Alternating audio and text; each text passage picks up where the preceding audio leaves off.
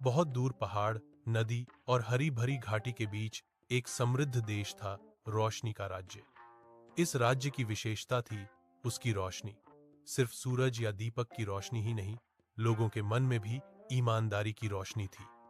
इस राज्य के राजा थे अमरेंद्र, न्यायप्रिय, दृढ़ निश्चयी और प्रजा के लिए अत्यंत आदरणीय। वह मानते थे कि राजा शक्ति से नहीं, न्याय से शासन करता है। राजा अमरेंद्र की एकमात्र बेटी राजकुमारी अनन्या थी। बचपन से ही वह अलग थी।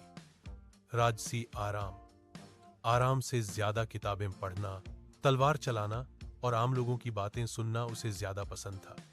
महल के शिक्षक कहते थे, अनन्या एक दिन सिर्फ रानी ही नहीं, एक वास्तविक पथ प्रदर्शक भी बनेगी। 4000 के राज्य में शांति थी, लेकिन दूर एक गहरा जंगल था, छायावन। लोक कथाओं में सुना जाता था कि वहां कभी ज्ञानी साधु रहते थे, लेकिन धीरे धीरे लालच, हिंसा और भय के कारण वह स्थान अंधेरे में डूब गया। उसी अंधेरे से एक शक्ति का जन्म हुआ, कालचक्र।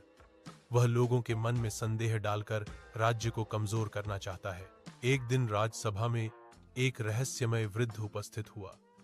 उसके हाथ में एक बुझा हुआ दीपक था। उसने कहा, महाराज, यह दीपक ही प्रकाश के राज्य की आशा है, लेकिन कालचक्र जाग उठा है। यदि दीपक को फिर से जलाया नहीं गया तो राज्य का प्रकाश बुझ जाएगा। राजा चिंतित हो गए।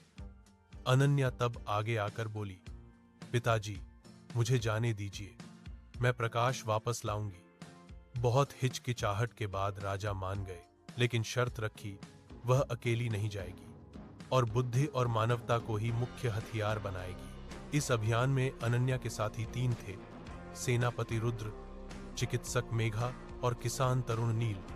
चारों अलग अलग थे, लेकिन लक्ष्य एक ही था, रोशनी वापस लाना।